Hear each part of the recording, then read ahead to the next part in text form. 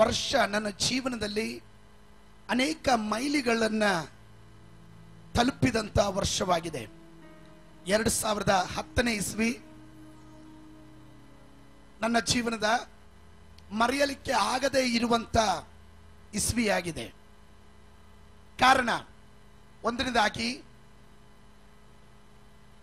ದೇವರು ಕಳೆದ 39 ವರ್ಷಗಳನ್ನ ದಾಟಿ 40ನೇ ವರ್ಷಕ್ಕೆ ನನ್ನ ಪ್ರಾಯವನ್ನ ಮುಂದೆ ಹೆಜ್ಜೆ ಇಡೋದಕ್ಕೆ ದೇವರು ಭಾಗ್ಯ ಕೊಟ್ಟರು. ಕಳೆದ ಜುಲೈ 15ನೇ ತಾರೀಕು ನನಗೇನು ಗೊತ್ತಿರಲಿಲ್ಲ, ಹ್ಯೂಸ್ಟನ್ನಲ್ಲಿ ನನ್ನನ್ನು ಅವರೊಂದು ಹೋಟೆಲ್ಗೆ ಕರ್ಕೊಂಡೋಗಿ ಅಲ್ಲಿ ದೊಡ್ಡ ಔತಣ ಸಿದ್ಧ ಮಾಡಿ ಊಟ ಎಲ್ಲ ಆದಮೇಲೆ ಕೇಕ್ ಎಲ್ಲ ತಂದು ಕಟ್ ಮಾಡುವಾಗ ನನಗೆ ಬಹಳ ಆಶ್ಚರ್ಯ ಅನ್ನಿಸ್ತು. ಅವರು ಹೇಳಿದ್ರು, ನಿಮ್ಮನ್ನು ನಾವು ಪ್ರೀತಿ ಮಾಡ್ತೀವಿ. ಯೋಚನೆ ಮಾಡದೆ, ಭಾರತದಲ್ಲಿ ಕರ್ನಾಟಕದಲ್ಲಿ ಮಾತ್ರ ಅಲ್ಲ, ವಿದೇಶಗಳಲ್ಲೂ ನಮ್ಮನ್ನು ಪ್ರೀತಿ ಮಾಡೋರು ಇದಾರಲ್ಲ ಅಂತ. ಒಂದು ಬಡ ಕುಟುಂಬದಲ್ಲಿ ಹುಟ್ಟಿದಂತ ನನ್ನನ್ನ, ಯಾರಿಗೂ ಬೇಡದೇವನಾಗಿದ್ದಂತ ನನ್ನನ್ನ, ದೋಷಿಯಾಗಿದ್ದಂತ ನನ್ನನ್ನ, ಒಂದು ಕಣ್ಣಿಗೂ ದಯ ತೋರದೆ ಇದ್ದಾಗ, ಹುಟ್ಟ ಬಟ್ಟೆಗೆ ಮರುಬಟ್ಟೆ ಇಲ್ಲದೆ ಇದ್ದಾಗ, ಹೊಪ್ಪತ್ತಿನ ಆಹಾರ ತಿನ್ನೋದಕ್ಕೆ ಕಷ್ಟ ಬಿದ್ದಂತ ಕಾಲಗಳಿದ್ದಾಗ, ಆ ಬಡ ಕುಟುಂಬದಲ್ಲಿ ಹುಟ್ಟಿದಂತ ನನ್ನನ್ನ ಇವತ್ತು ಅಂತಾರಾಷ್ಟ್ರೀಯ ಮಟ್ಟದಲ್ಲಿ ಕೊಂಡೊಯ್ಯುವುದು ಮಾನಿಸಲ್ಪಡಬೇಕಾದ್ರೆ ಇದರ ಹಿಂದುಗಡೆ ಬೇರೆ ಯಾರ ಕೈಯೂ ಅಲ್ಲ, ನನ್ನ ದೇವರ ಕೈ ಮಾತ್ರ, ನನ್ನ ಯೇಸುವಿನ ಕೈ ಮಾತ್ರ. ದೇವರ ವಾಕ್ಯ ಹೇಳುತ್ತದೆ, ನನ್ನನ್ನು ಸನ್ಮಾನಿಸುವವರನ್ನ ನಾನು ಸನ್ಮಾನಿಸುತ್ತೇನೆ, ನನ್ನನ್ನು ಸನ್ಮಾನಿಸುವವರನ್ನ ನಾನು ಸನ್ಮಾನಿಸ್ತೇನೆ. ಬಹಳ ಅರ್ಥ ಇರುವಂತ ವಾಕ್ಯಗಳು. ನನ್ನ ಜೀವನದ ಇನ್ನೊಂದು ಮೈಲಿಗಲ್ಲು ಅನ್ನೋದು ಸೆಪ್ಟೆಂಬರ್ ತಿಂಗಳ 15ನೇ ತಾರೀಕು ಬಂದ್ರೆ ನಾನು ದೀಕ್ಷಾ ಸ್ನಾನ ಹೊಂದಿ 25 ವರ್ಷಗಳು ಕಳೀಲಿಕ್ಕೆ ಹೋಗುತ್ತೆ. ನಾನು ದೇವರ ಹತ್ರ ಪ್ರಾರ್ಥನೆ ಮಾಡ್ತೀನಂತ ಒಂದು ಪ್ರಾರ್ಥನೆ, ದೇವರೇ, ಈ ವರ್ಷದಲ್ಲಿ ನಮ್ಮ ಸ್ವಂತ ಸ್ಥಳದಲ್ಲಿ ಆಲಯವನ್ನ ನಮ್ಮ ಜನರು ಒಟ್ಟಿಗೆ ಅಲ್ಲಿ ಆರಾಧನೆ ಮಾಡುವಂತ ಆ ಭಾಗ್ಯ ಕೊಡು. ಈ ವರ್ಷ ನನಗೆ ಮರೆಯಲಿಕ್ಕೆ ಆಗದೇ ಇರುವಂತ ವರ್ಷವಾಗಿರಲಿ ಅಂತ. ಹಲ್ಲೆಲೂಯ. ನಿಮ್ಮೆಲ್ಲರ ಪ್ರೀತಿ, ನಿಮ್ಮೆಲ್ಲರ ಪ್ರಾರ್ಥನೆ, ನಿಮ್ಮೆಲ್ಲರ ಉಪವಾಸ, ಕಣ್ಣುನೀರು, ಸಹಕರಣೆ, ಸಲಹೆಗಳು ಈ ಮಟ್ಟಕ್ಕೆ ದೇವರು ನನ್ನನ್ನು ಕೊಂಡೊಯ್ದನು. ದೇಶ ವಿದೇಶಗಳಲ್ಲಿ ಇವತ್ತು ಒಂದು ಪ್ರಸಿದ್ಧನಾದ ಪ್ರಾಸಂಗಿಕನಾಗತಕ್ಕಂತೆ ದೇವರು ನನ್ನನ್ನ ಉಪಯೋಗಿಸೋದಕ್ಕೆ, ಈ ಮಾನ್ಯತೆಗೆ ಯಾವುದಕ್ಕೂ ನಾನು ಯೋಗ್ಯನಲ್ಲ, ನನ್ನ ಪಾತ್ರನಾಗಿದ್ದೇನೆ. ನಾನು ಕೆಲವೊಂದು ಕಾರ್ಯಗಳನ್ನ ಕಳೆದ ದಿವಸಗಳಲ್ಲಿ ಸಭೆಯೊಟ್ಟಿಗೆ ಅನೇಕ ಆಲೋಚನೆಗಳನ್ನ ಬರುವ ದಿವಸಗಳಲ್ಲಿ ನಾನು ಅದನ್ನ ಸ್ಟೆಪ್ ಬೈ ಸ್ಟೆಪ್ ಆಗಿ ನಾನು ಹೇಳಲಿಕ್ಕೆ ಇಷ್ಟಪಡುತ್ತೇನೆ. ನನಗೆ ಗೊತ್ತು, ಸಭೆ ಒಂದು ಲೆವೆಲ್ನಿಂದ ಇನ್ನೊಂದು ಲೆವೆಲ್ಗೆ ಹೋಗುವಾಗ ಅದಕ್ಕೆ ಬೇಕಾದಂತ ಸರಿಯಾದ ಅಡಿಪಾಯ ನಾವು ಹಾಕ್ಲಿಲ್ಲ ಆದ್ರೆ ಗೋಡೆ ಎತ್ತರಕ್ಕೆ ಕಟ್ಟಬಹುದು, ಆದ್ರೆ ಗೋಡೆ ಯಾವ ಟೈಮಲ್ಲಿ ಬೇಕಾದ್ರೆ ಬೀಳಬಹುದು. ಗೋಡೆ ಬೀಳದೆ ಇರಬೇಕಾದ್ರೆ ಅದರ ಅಡಿಪಾಯ ಸ್ಟ್ರಾಂಗ್ ಆಗಿರಬೇಕು, ಬಲಿಷ್ಠವಾಗಿರಬೇಕು. ಅಡಿಪಾಯದ ಕಲ್ಲು ದೇವರ ವಾಕ್ಯವಾಗಿದೆ.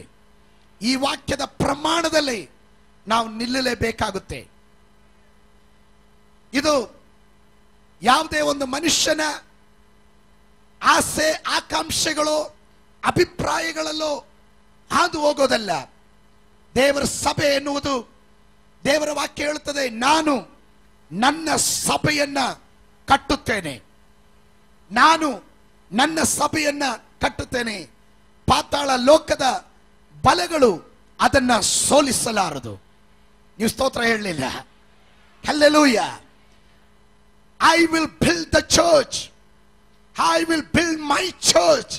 ನಾನು ನನ್ನ ಸಭೆಯನ್ನು ಕಟ್ಟುತ್ತೇನೆ. ದೇವರು ಸಭೆಯ ಯಜಮಾನನು. ಪಾಸ್ಟರ್ ರವಿ, ಇದರ ಒಳಗಡೆ ಇರುವಂತ ಪಾಸ್ಟರ್ಸ್, ಲೀಡರ್ಸ್ ಕೇವಲ ಬಂದು ಹೋಗುವ ಪಾತ್ರಗಳು ಮಾತ್ರ. ಒಬ್ಬ ಮನುಷ್ಯ ಎಷ್ಟೇ ದೃಢವಾಗಿ ನಿಂತರೂ ಕೇವಲ ಒಂದು ಶ್ವಾಸ ಮಾತ್ರ. ಆ ಶ್ವಾಸ ಹೋದ್ರೆ ಅವನು ಶವವಾಗಿರ್ತಾನೆ.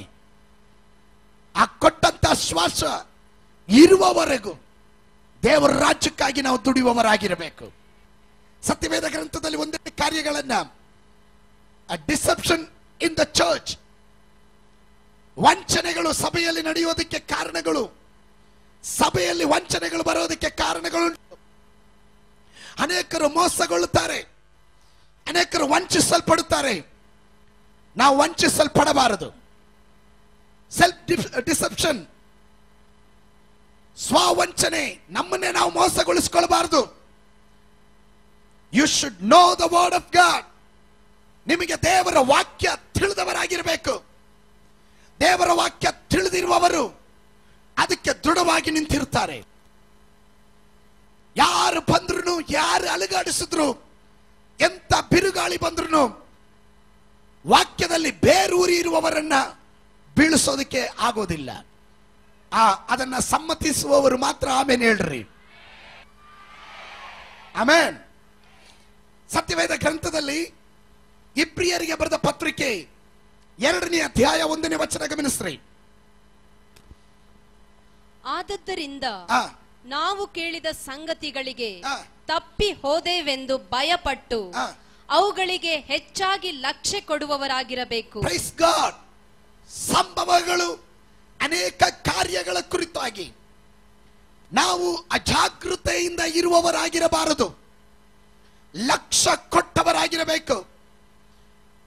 V are not a blind boxes.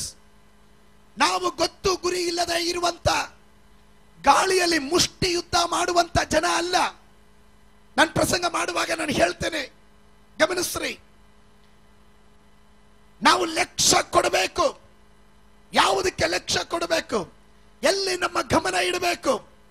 ಎಲ್ಲಿ ನಾವು ಎಚ್ಚರ ಉಳ್ಳವರಾಗಿರಬೇಕು? ನಾವು ಕೇಳುವಂತ ಸಂಗತಿಗಳಿಗೆ ತಪ್ಪಿ ಹೋದವು ಎಂಬ ಭಯ ಉಂಟು. ಆ ಭಯ ಉಂಟಾಗದೆ ಇರಬೇಕಾದ್ರೆ ಇವತ್ತು ಕೇಳುವಂತ ವಾರ್ತೆಗಳು, ಅನೇಕ ಕುಟುಂಬಗಳು ಚದರಿ ಹೋಗ್ತಾ ಇದೆ.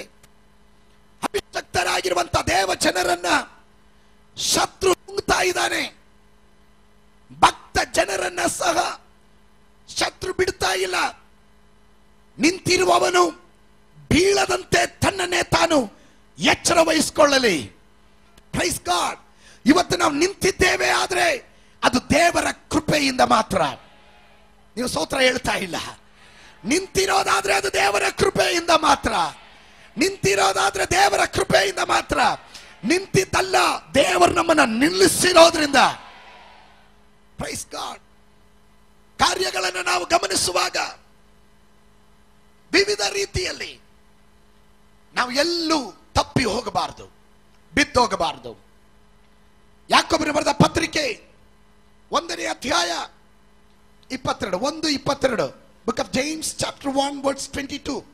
ವಾಕ್ಯದ ಪ್ರಕಾರ ನಡೆಯುವವರಾಗಿರಿ. ವಾಕ್ಯದ ಪ್ರಕಾರ ನಡೆಯುವವರಾಗಿರಿ. ಒಬ್ರಿಗಾದ್ರೆ ಕೈ ಕೊಟ್ಟು ಹೇಳ್ರಿ, ವಾಕ್ಯದ ಪ್ರಕಾರ ನಡೆಯುವವರಾಗಿರ್ರಿ. ಅದನ್ನು ಕೇಳುವವರು ಮಾತ್ರವೇ ಆಗಿದ್ದು, ಅದನ್ನ ಕೇಳುವವರು ಮಾತ್ರವೇ ಆಗಿದ್ದು ನಿಮ್ಮನ್ನು ನೀವೇ ಮೋಸಗೊಳಿಸಬೇಡಿರಿ. ನಂಬರ್ 1, ವಾಕ್ಯಗಳನ್ನ ಕೇಳದೇ ಇದ್ರೆ ಪರವಾಗಿಲ್ಲ, ಕೇಳಿ ನಮ್ಮನ್ನೇ ನಾವು ಮೋಸಗೊಳಿಸ್ಕೊಳ್ಳೋದು. ನಾನು ಹೇಳ್ತಾ ಇರೋದು, I am not pointing out any one single person. ಒಂದು ವ್ಯಕ್ತಿನಲ್ಲ, ನನ್ನನ್ನ ಒಳಗೊಂಡು ಪ್ರತಿಯೊಬ್ಬರಿಗೂ, ಚಿಕ್ಕ ಮಕ್ಕಳಿಂದ ನಮ್ಮಲ್ಲಿ ಯಾರು ಮೋಸಕ್ಕೊಳಗಾಗಬಾರದು. ನಿಮ್ಮನ್ನ ಕೈ ಮುಗಿದು ನಾನು ಕೇಳ್ತೇನೆ, ನಿಮ್ಮ ಜೀವನವನ್ನ ನೀವು ಮೋಸಕ್ಕೆ ಒಳಪಡಿಸ್ಕೊಳ್ಬೇಡ್ರಿ. ದೇವರ ವಾಕ್ಯ ಹೇಳ್ತದೆ, ನಾವು ಅಲ್ಪವಾಗಿದ್ರು ದೊಡ್ಡ ಸ್ಥಿತಿಯನ್ನು ತೋರಿಸೋದಕ್ಕೆ ಹೋಗೋದು ಬೇಡ. ಮತ್ತೊಮ್ಮೆ ಓದಿ ಆ ವಾಕ್ಯ. ಯಾವನಾದರೂ ಅಲ್ಪನಾಗಿದ್ದು ತಾನು ದೊಡ್ಡವನೆಂದು ಭಾವಿಸಿಕೊಂಡರೆ ತನ್ನನ್ನು ತಾನೇ ಮೋಸಗೊಳಿಸುವವನಾಗಿದ್ದಾನೆ. ಯಾರು ಮೋಸಗೊಳಿಸೋದು? ಬೇರೆ ಯಾರು ಅಲ್ಲ, ನಮ್ಮನ್ನು ನಾವೇ. ಜಸ್ಟ್ ಪೌಲನನ್ನು ಕೇಳ್ರಿ. 3ನೇ ಪರಲೋಕದವರೆಗೂ ಒಯ್ಯಲ್ಪಟ್ಟು ಮನುಷ್ಯರಿಂದ ಉಚ್ಚರಿಸಲಿಕ್ಕಾಗದೇ ಇರುವಂತ ಭಾಷೆಗಳನ್ನ ಮಾತನಾಡಿದವನು, ಕರ್ತನನ್ನ ಮುಖಾಮುಖಿಯಾಗಿ ಭೇಟಿ ಮಾಡಿದವನು, ಸತ್ತ ಶವಗಳನ್ನ ಎಬ್ಬಿಸಿದವನು, ನೆರಳು ಬಿದ್ದ ಸ್ಥಳಗಳಲ್ಲಿ ರೋಗಿಗಳು ಸೌಖ್ಯವಾಗುತ್ತಾರೆ, ಅವನ ಕರವಸ್ತ್ರಗಳನ್ನು ಹಾಕುವ ಸ್ಥಳಗಳಲ್ಲಿ ಅದ್ಭುತಗಳು ನಡೆಯುತ್ತೆ. ವೇದ ಪಾಂಡಿತ್ಯವುಳ್ಳವನು, ವಾಕ್ಚಾತುರ್ಯವುಳ್ಳವನು, ಜ್ಞಾನಭರಿತನು, ಪ್ರೈಸ್ ಗಾಡ್, ಹಣವಂತನು, ಸ್ಥಾನದಲ್ಲಿ ಉನ್ನತ, ವಂಶದಲ್ಲಿ ಶ್ರೇಷ್ಠನು, ಕುಲಗಳಲ್ಲಿ ಶ್ರೇಷ್ಠನು, ಇದೆಲ್ಲ ಇದ್ರೂ ಅವನಿಗೆ ಹೇಳಬೇಕಾಗಿರೋದು ಇದೆಲ್ಲ ಕಸವು ಕಡ್ಡಿಯೂ ಆಗಿದೆ. ಹೊಗಳಿಕೊಳ್ಳೋದಾದ್ರೆ, ಪ್ರಶಂಸೆ ಪಡೋದಾದ್ರೆ ಕ್ರಿಸ್ತನನ್ನ, ಆತನ ಶಿಲುಬೆಯ ಕುರಿತು ನನಗೆ ಹೋಗಲಿಕ್ಕೆ ಉಂಟು. That is called maturity. ಅದನ್ನ ಹೇಳೋದು ಪಕ್ವತೆ ಅಂತ. Praise God. ತುಂಬಿದ ಕೂಡ ತುಳುಕೋದಿಲ್ಲ. ಕಳೆದ ದಿವಸ ಕೆನಡಾದಲ್ಲಿ ಹೆಚ್ಚು ಕಡಿಮೆ 250 ಸಭೆಗಳನ್ನ ಸಪೋರ್ಟ್ ಮಾಡುವಂತ, ಫೈನಾನ್ಷಿಯಲಿ ಸಪೋರ್ಟ್ ಮಾಡಿ ಸೇವೆ ನಡೆಸುವಂತ ಒಂದು ವ್ಯಕ್ತಿ ನನ್ನನ್ನು ಅವರ ಮನೆಗೆ ಕರ್ಕೊಂಡು ಹೋದ್ರು. ಬಹಳವಾಗಿ ನನ್ನನ್ನು ಟ್ರೀಟ್ ಮಾಡಿದ್ರು. ಆತನ ತಾಳ್ಮೆ, ಹತ್ತಕ್ಕುವ ಸ್ವಭಾವ, ಇದೆಲ್ಲ ಗಮನಿಸಿದಾಗ is not A ordinary person. ತನ್ನ ಬಿಸ್ನೆಸ್, ಸ್ವಂತ ಹಡಗು, ದೊಡ್ಡ ದೊಡ್ಡ ಶಿಪ್ಗಳು ಆತನಿಗೆ ಸ್ವಂತವಾಗಿದೆ. ಕೋಟ್ಯಾಧಿಪತಿ. ದುಬಾಯಲ್ಲಿ ಮನೆ ಇದೆ, ಕೆನಡಾದಲ್ಲೂ ಸ್ವಂತ ಮನೆ ಇದೆ, ಎಲ್ಲ ಇದಿದೆ, ಇಂಜಿನಿಯರಿಂಗ್ ಕಾಲೇಜುಗಳಿದೆ. Praise God. ಆದರೆ ಅವರ ತಾಳ್ಮೆ ನೋಡಿದಾಗ ನನಗೆ ಕ್ರಿಸ್ತನ ಪ್ರೀತಿ ನೆನಪಿಗೆ ಬಂತು. ನಿಜವಾಗಿ ಕ್ರಿಸ್ತನ ನಿಮ್ಮಲ್ಲಿ ಇರೋದಾದ್ರೆ, ನಿಮ್ಮನ್ನು ಎಷ್ಟೇ ಯಾವುದೇ ಮಟ್ಟಕ್ಕೆ ಕೊಂಡೊಯ್ದ್ರು ನಿಮ್ಮ ತಾಳ್ಮೆಯ ಗುಣ ಅಲ್ಲಿ ತೋರಿ ಬರುತ್ತೆ. ದೇವರ ವಾಕ್ಯ ಹೇಳುತ್ತದೆ, ನೀವು ಅಲ್ಪವಾಗಿದ್ರು ದೊಡ್ಡಸ್ತಿಕೆ ತೋರಿಸಕ್ ಹೋದ್ರೆ ನಿಮ್ಮನ್ನೇ ನೀವು ಮೋಸಗೊಳಿಸ್ಕೊಳ್ತೀರಾ. 7ನೇ ವಾಕ್ಯ, ಗಲಾತ್ಯರಿಗೆ ಬರೆದ ಪತ್ರಿಕೆ 6:7. ಮೋಸ ಹೋಗಬೇಡಿರಿ. ದೇವರು ತಿರಸ್ಕಾರ ಸಹಿಸುವವನಲ್ಲ. ಮನುಷ್ಯನು ತಾನು ಏನು ಬಿತ್ತುತ್ತಾನೋ ಅದನ್ನೇ ಕೊಯ್ಯಬೇಕು. What you are going to sow, that you have to reap. ನೀನು ಅದನ್ನೇ ಕುಯ್ಬೇಕು.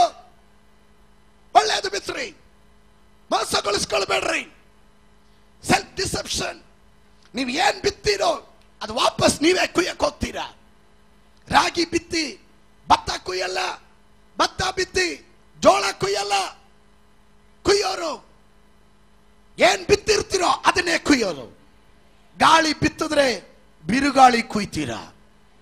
ಅಲ್ಪವಾಗಿ ಬಿತ್ತುವವರು ಅಧಿಕವಾಗಿ ಕುಯ್ತೀರಾ. Praise God. ಆಮೇಲೆ ನೋಡ್ರಿ, ಸ್ತೋತ್ರ ಹೋಗ್ಬಿಡ್ತು ನೋಡ್ರಿ. ಏನಕ್ಕೆ ಇದನ್ನೆಲ್ಲ ಪಾಸ್ಟ್ರು ಬಂದ ತಕ್ಷಣ ನಿಮಗೆ ಆಶೀರ್ವಾದದ ಭಯಂಕರವಾದಂತ ಸ್ಪ್ರಿಂಗಲ್ಲಿ ನಿಲ್ಲಿಸ್ಬಿಡ್ತಾರೆ ಅನ್ಕೊಂಡಿದ್ರಲ್ಲ. ನನ್ನ ಸಭೆ ಜನ ಕೃಪೆಯಲ್ಲಿ ನಿಲ್ಲಬೇಕನ್ನೋದೇ ಆಸೆ. ದೊಡ್ಡ ಆರ್ಭಟ ಇಲ್ಲದಿದ್ರು, ದೊಡ್ಡ ಆವೇಶ ಇಲ್ಲದಿದ್ರು, ದೇವರ ಸತ್ಯ ವಚನದ ಪ್ರಮಾಣದಲ್ಲಿ ನಿಲ್ಲಬೇಕು. ಅದು ನಮ್ಮ ಆಸೆಯಾಗಿದೆ. ಅದು ಒಪ್ಪಿಗೆ ಇರೋರು ಮಾತ್ರ ಆಮೇಲೆ ಹೇಳ್ರಿ. Hallelujah, hallelujah. ನಿಮ್ಮನ್ನ 5 ನಿಮಿಷದಲ್ಲಿ ಆವೇಶದಲ್ಲಿ ನಿಲ್ಲಿಸೋದಕ್ಕೆ ನನಗೆ ಗೊತ್ತು. ನಿಮ್ಮ ತಟ್ಟಿಸಿ, ನಿಮ್ಮನ್ನ ವಿಸಲೋಡಿಸಿ, ಜಂಪ್ ಮಾಡಿಸಿ, ನಿಮ್ಮನ್ನ ಸಂತೋಷ ಪಡಿಸೋದಕ್ಕೆ 5 ನಿಮಿಷ ಸಾಕು. ಬಟ್ ಅದರ ನಂತರ ಏನಾಗುತ್ತೆ ಗೊತ್ತೇ?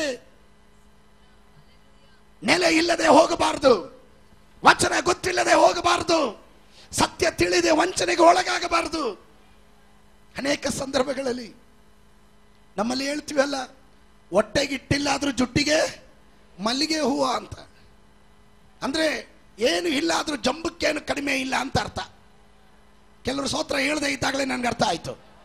ಸ್ತೋತ್ರ, ಹಲ್ಲೆಲೂಯಾ.